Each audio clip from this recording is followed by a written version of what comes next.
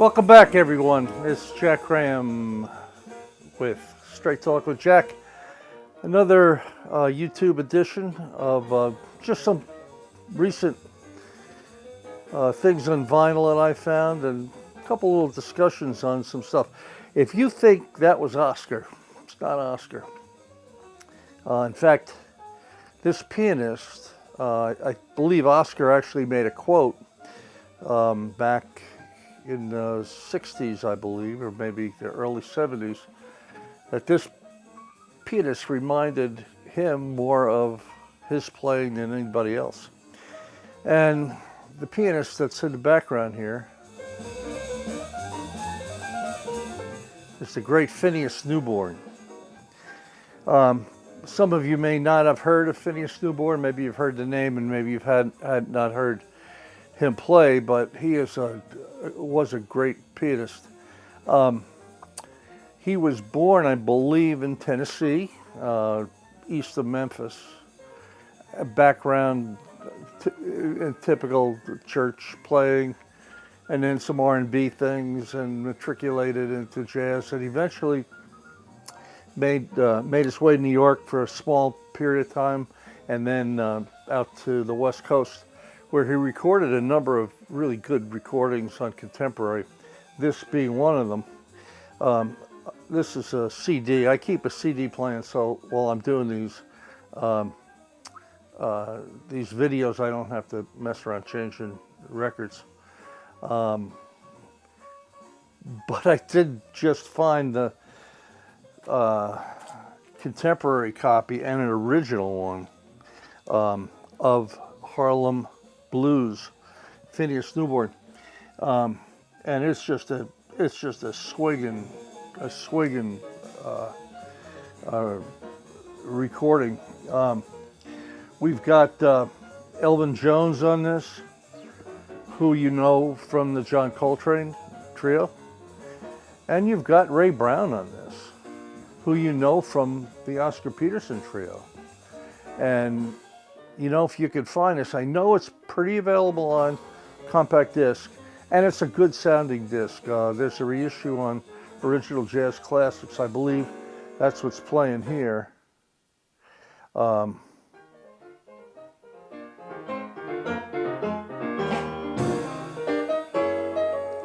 mean, that's Oscar. Now, Oscar's maybe a little more, his flexibility might be a little better, but man, Phineas is a really full-bodied sounding pianist. Just a great player. And again, a very underrated player. We listen to Oscar and we listen to Bill Evans, and, you know, and Keith Jarrett. They're all great masters, great players, different ways. But boy, Phineas Newborn, what a great player. And to hear him with Ray Brown and Elvin Jones, it's an amazing trio. I honestly, until I found this CD a number of years ago, I never knew Ray Brown or Elvin Jones recorded anything on contemporary, but in recent times I have. But anyhow, I got a hold of this recently and listened to it last night. Clean, the old original deep groove. Actually, it's not a deep groove. Contemporary from I believe this was recorded in 1969 in California. But check out Phineas Newborn. Do yourself a favor. He's a great player and just full-bodied, big-sounding player. I think part of the reason that we don't know who he is, or some people don't know who he is, more is, you know, he kind of faded from the scene for a while. He had some mental issues while in California, and then he got mugged, and I think he broke some fingers, and was in pretty dire financial straits before he passed in the 70s, I believe. But Phineas Newborn, this is one of many. I happen to think it's my favorite. Harlem Blues on contemporary. What a great player. Another recent find, interesting find.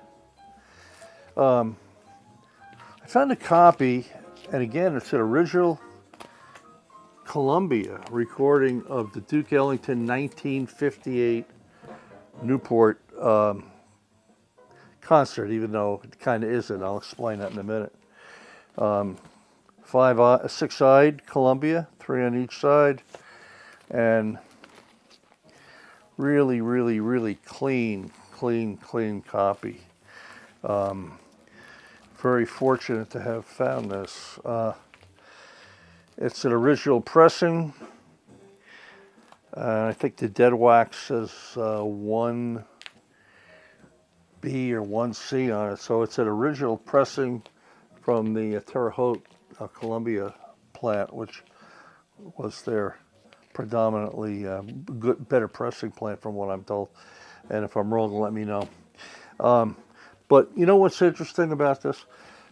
Duke Ellington made such a name at Newport back in 1956 when he made this record. This is the mobile fidelity version, but this has been reissued 80 million times. It's a great record. This is the session where Paul Gonzalez, the alto player, played 27 choruses on, I think it was Perdido, or Diminuendo in Blue, rather.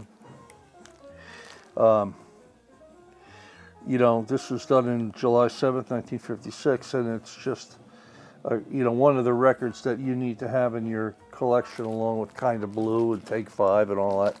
But this is one of the top, it's in the top 5 greatest jazz recordings ever made. Diminuendo, Crescendo, and Blue. 27 choruses, and from what I'm told, I wasn't there. I'm not that old. Well, I am that old. I was, let's see, I was 5 years old when this was made. But Gonzalez just about collapsed after 27 choruses. It's a blues tune that was accompanied by the bass, drums, and Duke on the piano. 27 choruses, and each one builds to the next, to the next, to the next, and finally after 27 choruses, Gonzalez had it. But Duke Ellington received such a worldwide acclaim for this particular concert that when it came time for 58, I don't know what happened in 57, but when it came time for 58, he went in and played some tunes that were not, you know, I guess it's kind of like having to follow Mickey Mantle in center field for the Yankees, you know, or a great athletic coach that retires to be the next guy up. Sometimes it's tough. To repeat 56 is no way that's going to happen. But what Duke did is he recorded some other tunes on this that were much more, the arrangements are much more intense, kind of Debussy sounding writing, and the crowd didn't really, they were expecting Diminuendo and Crescendo in Blue, I think, again. And when they played this, they got some good acclaim, but nothing like 56. Duke was not happy with what was done on here. I think there's two tunes here, just scratching the surface and Primavera Dubla. I think those were actually done live. The other 8 tunes on this recording were actually redone in Columbia's studio in New York. And like Columbia did for some other people, I kind of wish they just said what they did, left it alone, but they dubbed in applause from the audience and all of that good stuff to make it sound like it was done live. But the other 8 tunes are recordings, and they're quite good. Great players on this, and in fact, a lot of the same personnel, if not all of the same personnel, that was in 56 was in this band. Johnny Hodges, Prokop, Gonzalez, Hamilton, Harry Carney, Ray Nance, Cat Anderson, Shirley Becker, Clark Terry. Clark Terry plays a great solo. I don't remember which tune on this. There's one tune on here that he plays a great solo. And if you want to hear someone play high notes, like Maynard Ferguson, but I think better, El Gato, Ken Anderson, just wails on this. It's a great record. I wish they'd have left the applause out, you know. And again, I think this has been reissued. I don't have it on compact disc or on another LP. This is the only copy I have. But it's a nice clean copy and what have you. If you notice what I do here, a lot of people, I'm not going to get into record cleaning and how I store my records. There's enough of that online and a lot of great information. But, you know, I use these outer sleeves that I buy, and sorry, I can't remember the name of the company in Canada. I'll remember it next time. Make great stuff, and then I use MoFi inner sleeves. And I put my records in between the back of the outer sleeve and the jacket so I can see the label. That way when they're packed here on the wall, I'm not going to get any record bleed over into the jacket. Sometimes you see that, and it keeps the dust out. So Duke Ellington in '56, a great record. Let's see what else is new. You know, I've seen this around, and I just decided, because I've been listening to some guitar players lately. I'm a big Pat Metheny fan, and someday we'll do maybe we'll do two issues on Pat Metheny. But everybody from Pat Metheny down to Charlie Christian, I'm really getting to enjoy guitar recently. Kenny Burrell's got some great new reissues out, and I love his playing, and he happens to be on this.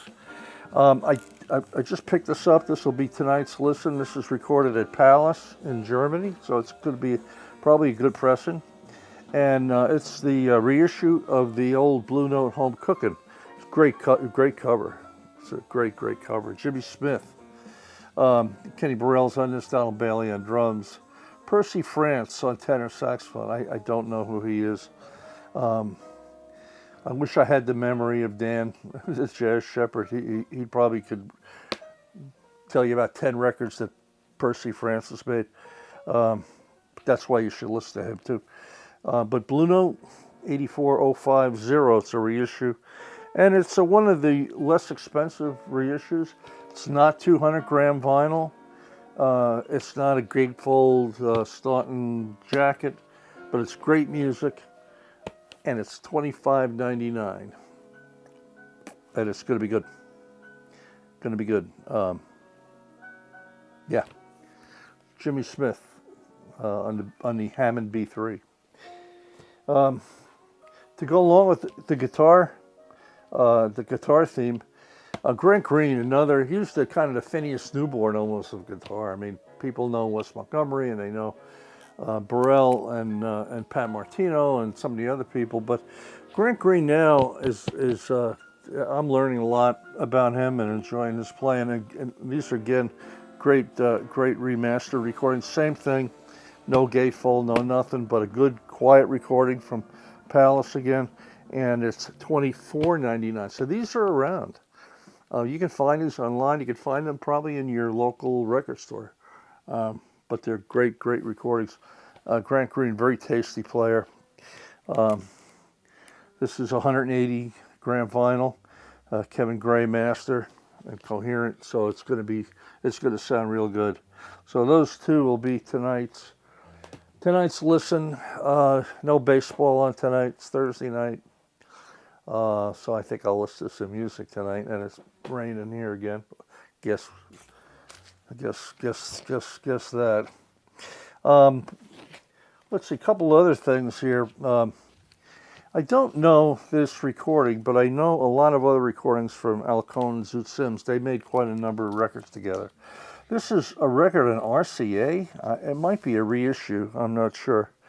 But Face to Face, it's called. Al Cohn, Zoot Sims, sextet. So we'll see how this is, but I haven't heard anything bad out of this duo really ever. Zoot's a great player, and Al really compliments him, and they've worked so much together on other records that I liked that I'm anticipating this to be a really good recording. I'll report back next week. You know, I realized that I probably today and in other videos said, well, this is good, I'm going to listen to this tonight, and I never really told you what I thought about it. Not that that matters, but, you know, sometimes you have to decide for yourself if you like it. But I need to give you more input on that, and I'll be better about it. 2 records I did listen to that are just phenomenal. 2 more Pablos, clean Pablo recordings, Pablo records. The first one is Oscar Peterson, who recorded a lot with groups and himself on Pablo, with Harry Edison in my top 3 favorite trumpet players, and Eddie Cleanhead Vincent. Eddie Cleanhead Vincent did a lot of soul. He's got a rich, big, kind of that Memphis sound, that soul R&B sound. But he can play quiet too. It's an underrated player. I don't quite know what happened to him. I'm going to have to do a little research. But I listened to this last night, and it's a great, great record. It's on Pablo, and if you see it around, it wasn't expensive. I think this is in great shape, and I think I paid like $12 for this or something. It was a good buy. And you know, here's a good example. I talked about the CD version of this, which I had, but I found the vinyl version. And there's a vast difference in depth and in the sound of, especially in Harry Edison's muted parts. The vinyl just sounds so much better. It's not that kind of that digital compressed sound that sometimes Harman mutes on CDs produce. It's a great record. Oscar and Harry Edison, if you can find it. I did mention this in a prior video when I heard it on CD. I do have it on CD. I didn't have it on vinyl till recently. I listened to both of these last night, and they're phenomenal. I'm going to probably stay away from the record store day stuff. It's been talked about by some great people here on YouTube. I haven't heard anything I didn't agree with. I think everybody liked all the jazz that came out on Record Store Day, the 2 Bill Evanses, and of course the Art Pepper. So I'm going to stay away from those, but they're I don't know that you can find them now, at least for a while. I think the Evanses will be repressed. I looked on my copy. I think there said 6,000 copies, and when I looked at it, it said, you know, it kind of indicated there'd be another pressing. If you read between the lines. But at any rate, they're great. I'm going to talk about things that I find and some other things that are interesting. One of the things, you know, I wasn't going to talk about this, but I think I will. I was listening to a record the other night, and I didn't realize that I had 4 versions of this same record on different labels. There's a great record, one of the best big band records I've ever heard. Count Basie, Standing Ovation, live at the Tropicana Hotel in Las Vegas. And again, Harry Edison's on this, no wonder. But I sat and listened to these again, and I've got one version on MCA Records, Impulse, which is a division of Impulse at the time, and it's pretty good. It's pretty good sounding. These are all in about the same condition. They're all, you know, if I were going to sell these on Discogs, I'd say they were very good plus to maybe on the high end of very good plus. They're really good for their age. But you could see if you look down here, that's what happens if you don't put your records in like that. You get this ring around here if they're packed too much. But this is the impulse version of it. And then I found another version that I had on ABC Records, which again was made by Impulse, but this is a Japanese repress, and the vinyl is much thicker than that original, which I believe is probably a reissue, but it's really good. It sounds really good. Typically I like the Japanese CD reissues. Not nuts on the Japanese vinyl stuff. It's okay, but if you can find an original non-Japanese vinyl, usually it'll sound a little better. But at any rate, this is pretty good too. Then interestingly, this is the original, I believe, on Dot Records. Dot Stereo Records. You can see the label there. And it's good. It's really good. And I thought this was the best sounding version that I had.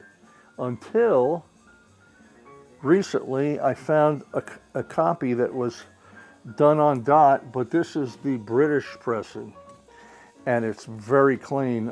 I think that perhaps the vinyl quality might be a little better here. You know, when I look for a record in a store, and of course on Discogs or somewhere else, you know, you can't really see the quality. You have to kind of go by what you're told. But I kind of look at the inside vinyl where the dead wax is, and if it's real smooth, it'll typically tell you that the record is in pretty good shape. And this, you can see, I mean, this record is just pristine. And this is the English pressing made in England, of course. But a great record. Well, anyhow, that'll about do it for today.